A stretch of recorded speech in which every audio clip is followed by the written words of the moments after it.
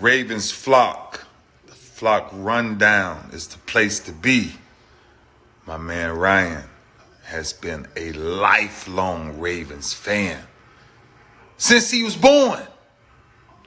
So I'm telling you now, it's about to go down.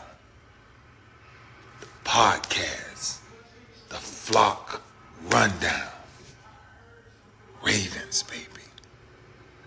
Nothing gets better than waking up and wondering how high we can fly.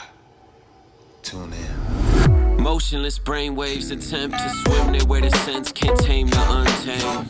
Appreciate you, Ray. What's up, Ravens fans? My name is Ryan, and welcome back to another episode of the Flock Rundown. So Jadeveon Clowney was in the building yesterday visiting the Ravens on a free agent visit. And he's been a name that's been tossed around for months now. We've been looking for D-line help, edge help. Chase Young name's been tossed around, Justin Houston. There's been a multitude of names. We had another visit with Kyle Van Noy about a week ago, and now we're bringing in Clowney. So what's this mean? It obviously means Eric DeCosta notices a need and is trying to fill it aggressively. I would guess it's Kyle Van Noy or Jadeveon Clowney and not both of them. I'd obviously love both of them. I think that they provide very different things. Van Noy's a lot more versatile, kind of plays similar to Tyus Bowser and can help fill in for Tyus Bowser if he's going to miss some time, while Jadeveon Clowney is more of an end, plays inside, kind of feels like a JPP role for us last year, but I think he has more upside, at least athletically, than JPP. Now, Clowney has struggled a bit getting to the passer, but he's a great run defender. And he has pass rush potential. He's shown that. He was the number one pick. He has flashed in his career. I would just say, as a whole, his career probably hasn't lived up to being the number one pick. But he's a weapon for this D-line. He's an athlete. He's a freak athlete. And adding that type of talented player to our D-line rotation is only going to benefit us. It's not like Clowney would be signed to be in some premier three-down role. He's going to get rotated in. So I'm all for it. I'm all for as many signings as we can get, obviously. I would imagine they're all one-year deals.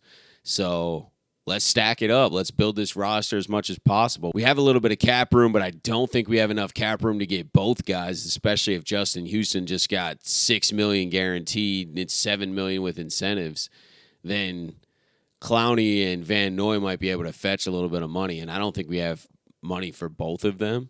So it is interesting that we brought in Clowney for a visit a week or so after the Van Noy visit. I'm not sure if the Van Noy visit just didn't go well or if we're just keeping our options open and interviewing as much guys as possible. We're definitely going to make a move. There's no doubt about it. And I like the aggressiveness. I like the fact that Eric DeCosta clearly realizes that, hey, we need some depth there. We need to add another guy to the rotation. And we're probably going to have to sign a cornerback, too, because we've had a ton of injuries there. Mullen, that they just re-signed and then added to the non-football injury list, just had surgery on his toe, and Harbaugh confirmed yesterday that it looks like he's out for the year. Pepe Williams didn't come to practice again yesterday. And then Arthur Mullet is dealing with a hamstring injury, and he's not practicing. On top of Rock Ya-Sin also not practicing still. So outside of Marlon Humphrey and maybe Jalen Armour-Davis, we are extremely thin at corner right now. Now, a couple of these are minor injuries. The Rock Ya-Sin is considered minor. Not sure what's going on with Pepe Williams yet, but not a great sign that he shows back up at practice and then isn't practicing again. And then Arthur Mullet already with a hamstring injury. And then Mullen is out for the year, so he's kind of out of the mix already. We got to bring in another corner. I mean, we've been saying this on and on and on and on, but it's becoming more and more obvious. This is a very thin room, and we're already dealing with a lot of injuries. A lot of these guys that we're trying to put trust into aren't healthy and can't stay healthy right now. Now, it is training camp, and they got to be cautious and stuff like that. I totally understand that, but these guys need time to practice to up their games as well, and Rock Ya-Sin needs time to learn the defense. And last week, the D-backs coach said that Jalen Armour-Davis is pushing Rock Ya-Sin because he knows the defense better. Well, now Rock Ya-Sin's not even on the field, so he's not out there getting those reps to be able to stop thinking as much. Now, he can still learn the defense while he's healing up, but those reps are invaluable. He needs to be out there getting those reps in that defense so that he can play free and not think as much. But he's not on the field. So Jalen Armour-Davis is getting all the looks in the world right now and all the opportunity in the world right now. But we need more. We need to add another corner that has starting experience. If it's got to come by trade, then so be it. Pull the trigger. This is a big, big need, I think. Now, D-line and edge help, linebacker help, pass rush help is also important. And I love that we brought in Van Noy and brought in Clowney, so that gives me a ton of confidence that we are going to fill that hole, whoever that may be, whoever we end up actually signing. That hole seems like that's going to get filled. So I'm shifting my attention to corner then immediately next because there's a huge hole there. And I'm all right with giving these guys a chance if they are dealing with minor injuries. Let them heal up, give the younger guys a chance, let them heal up, come back, get a lot of playing time still, and then be ready for the regular season and then let these guys play out to see what we have.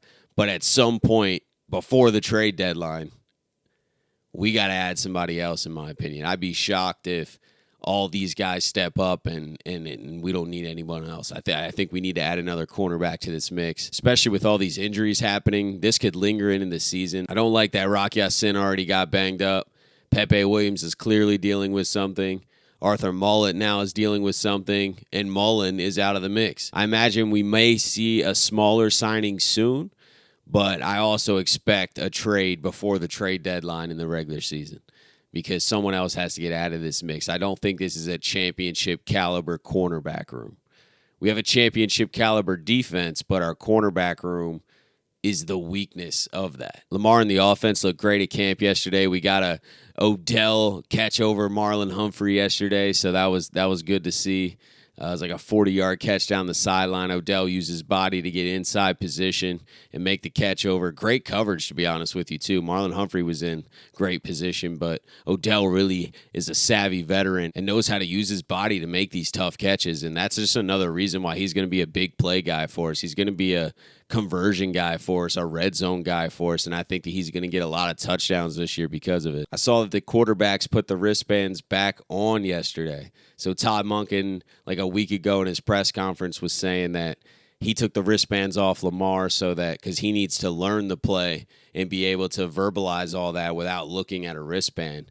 But clearly maybe they wanted to speed the learning curve up or something because they put the wristbands back on in training camp practice yesterday. Maybe he was struggling a little bit to do that. I'm not sure, but the wristbands did go back on yesterday. We don't have an exact explanation why. I don't think that's a big deal at all.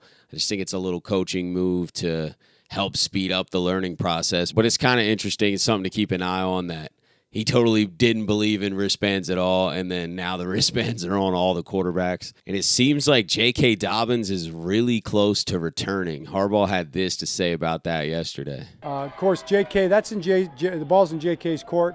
We have talked. We talked again yesterday. We had a great conversation. You know, I do expect him back very soon, but I don't have anything to say about it. It's up to JK, so hopefully that'll happen soon. He pretty much said it too, but it really seems like JK is right around the corner from returning. He knows how important to get practices in, to get reps in this offense. He's already missed over half a camp. So I think he's coming back any day now, to be honest with you. And like we've said many times, I really don't see him holding out into the regular season. So at some point, you're going to have to come back and get some practices in, or you're not going to play. They're not just going to toss you in if you haven't been showing up at any practices. We said that about Bateman when he's still been hurt. Bateman's not going to get on the field week 1 if he doesn't practice a little bit. So JK knows that, and he knows that he wants to be the lead back of this team. Right now, they got Gus Edwards as the lead back of this team because JK's not there. But when JK comes back, gets comfortable, gets a week or two of practice in, he's going to be the Ravens' lead back. He's going to play this year. And him and Gus Edwards and Justice Hill and Melvin Gordon and possibly Keaton Mitchell make up an incredible running back room to add a lot of firepower to this offense. So I'm happy to see JK's almost coming back. I don't really see a scenario where he doesn't come back just off the way Harbaugh's talking. He's like, I talk to him every day. He knows how important it is to be out there. We expect him back really soon.